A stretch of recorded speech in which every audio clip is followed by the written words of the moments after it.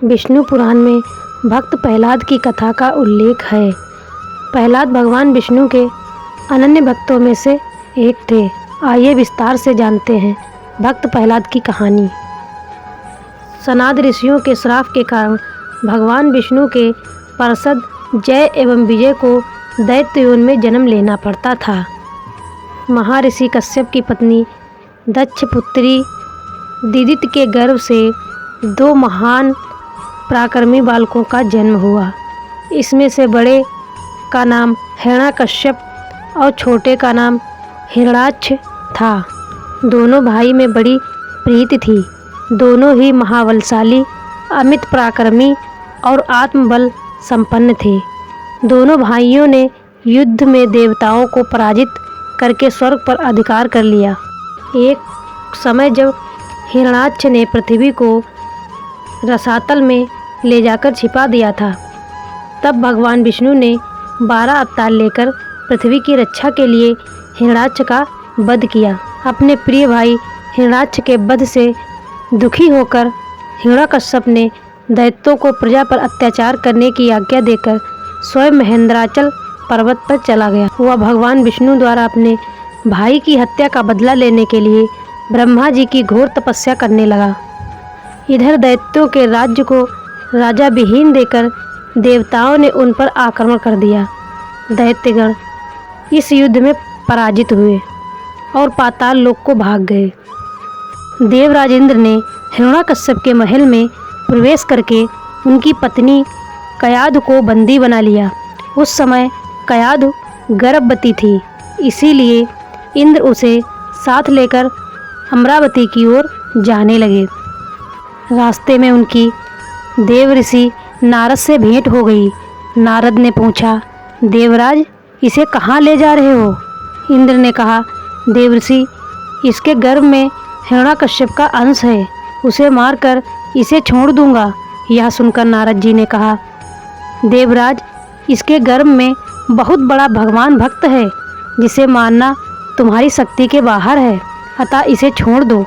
नारद जी के कथन का मान रखते हुए इंद्र ने कयाधु को छोड़ दिया और अमरावती चले गए। नारद जी कयाधु को अपने आश्रम पर ले आए और उससे बोले, बेटी तुम यहाँ आराम से रहो जब तक तुम्हारा पति अपनी तपस्या पूरी करके नहीं लौटता। कयाधु उस पवित्र आश्रम में नारद जी के सुंदर प्रवचनों का लाभ लेती हुई सुखपूर्वक रहने लगी, जिसका गर्भ में पल रहे शिशु पर भी गहरा प्रभाव पड़ा। समय होने पर कयाधु ने एक पुत्र को जन्म दिया, जिसका नाम प्रहलाद रखा गया। इधर हिरण्यकश्यप की तपस्या पूरी हुई और वह ब्रह्मा जी से मनचाहा वरदान लेकर वापस अपनी राजधानी चला आया। कुछ ही समय के बाद कयाधु भी प्रहलाद को लेकर नारद जी के आश्रम से राजमहल में आ गई। प्रहलाद भक्त की लीला। जब प्रहलाद कुछ बड़े हुए तब हिरण्यकश्यप ने उनके शिक्षा की व्यवस्था की।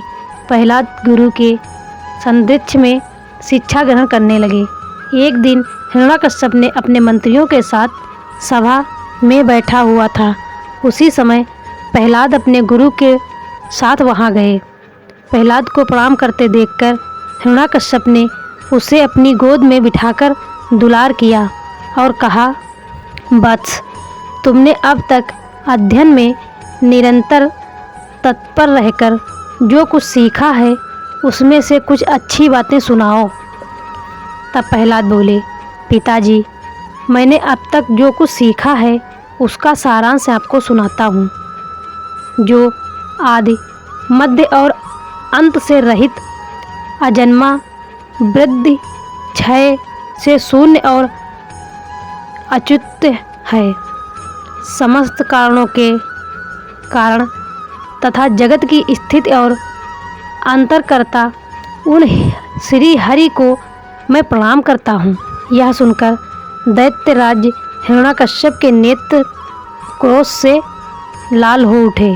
उसने कांपते हुए ओठों से प्रहलाद के गुरु से कहा, अरे दुर्बुद्ध ब्राह्मण, यह क्या है?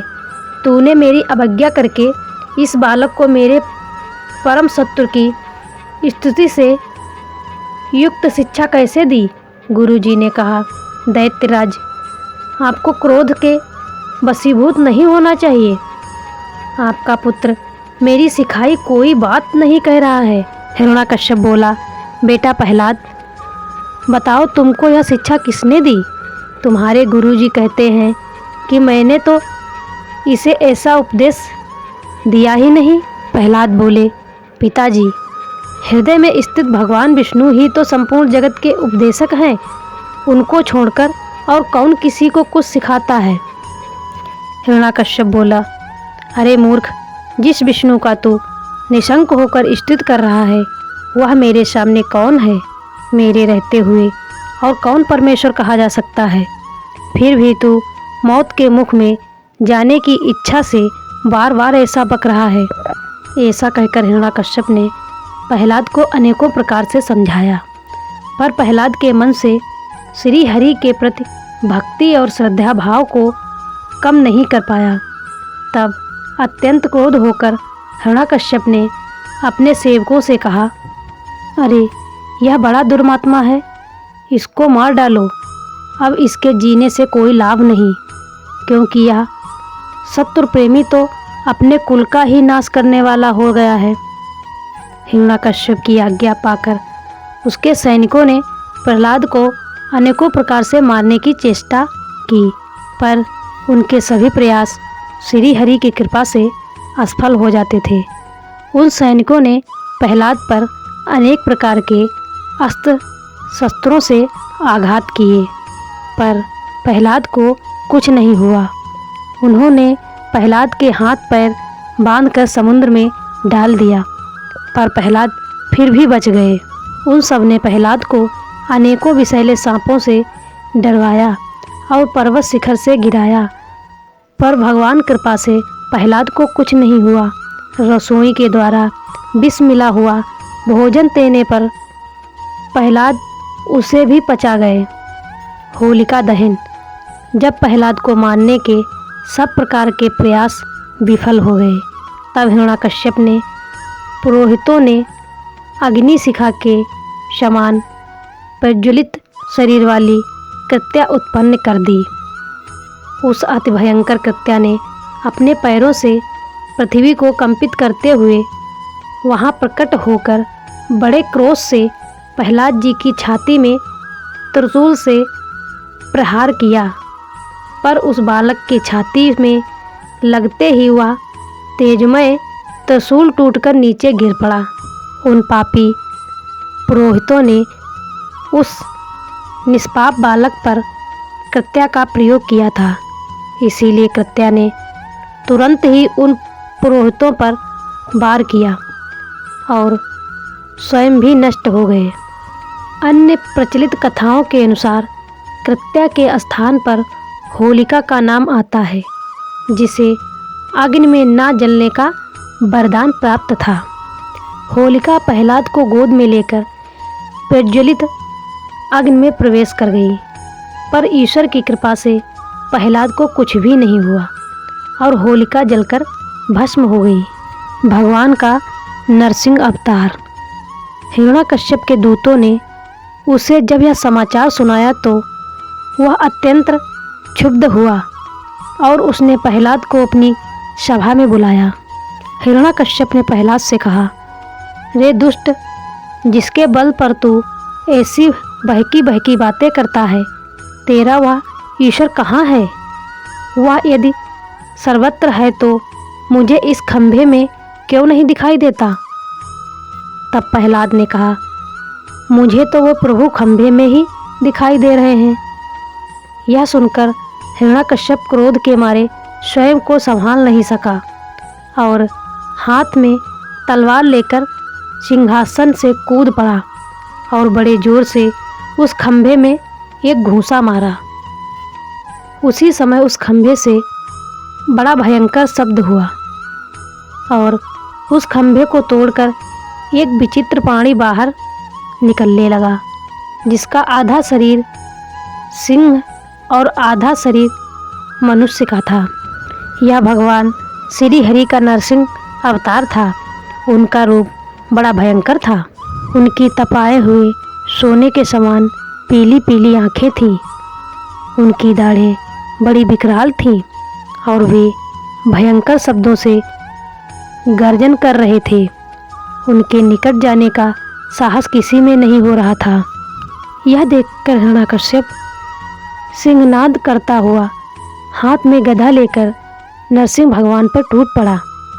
तब भगवान भी हिरण्यकश्यप के साथ कुछ देर तक युद्ध लीला करते रहे और अंत में उसे झपट कर दबोच लिया और उसे सभा के दरवाजे पर ले जाकर अपनी जांघों पर गिरा लिया और खेल ही खेल में अपनी नाखों से उसके कलेजे को फाड़कर उसे पृथ्वी पर पटक दिया।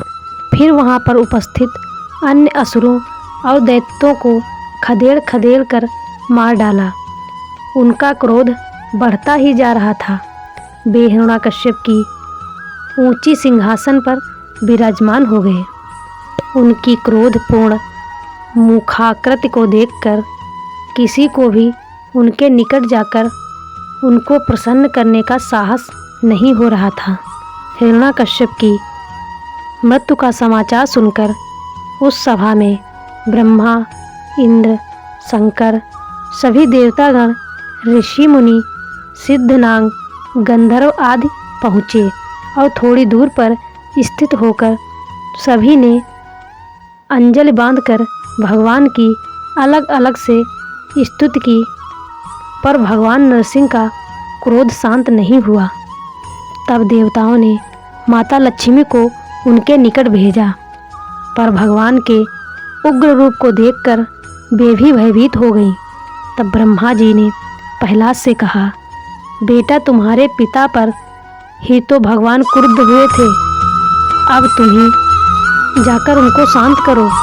तब प्रहलाद भगवान के समीप जाकर हाथ जोड़कर साष्टांग भूमि पर लौट गए और उनकी स्तुति करने लगे। बालक प्रहलाद को अपने चरणों में पड़ा देखकर भगवान दयादर्द हो गए और उसे उठाकर गोद में बिठा लिया और प्रेम पूर्वक बोले, वत्स प्रहलाद, तुम्हारे जैसे एकांत प्रेमी भक्त को यद्यपि किसी वस्तु की अभिलाषा नहीं रहती, पर फिर भी तुम केवल एक मानवतर तक मेरी प्रसन्नता के लिए इस लोक में दैत्य पति के समस्त भोग स्वीकार कर लो।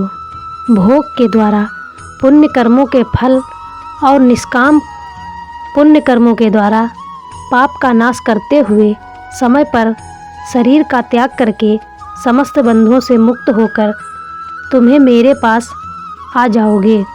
देवलोक में भी लोग तुम्हारी विशुद्ध कीर्ति का गान करेंगे। यह कहकर भगवान नरसिंह वहीं अंतर्ध्यान हो गए। विष्णु पुराण में पराशर जी कहते हैं, भक्त प्रहलाद की कहानी को जो मनुष्य सुनाता है उसके पाप शीघ्र ही नष्ट हो जाते हैं। पूर्णिमा, अमावस्या, अष्टमी और द्वादशी को इसे पढ़ने से मनुष्य को गोदान का फल मिलता है। जिस प्रकार भगवान ने प्रहलाद की सभी आपत्तियों से रक्षा की थी, उसी प्रकार से सर्वदा उसकी रक्षा करते हैं जो उनका चरित्र सुनता है।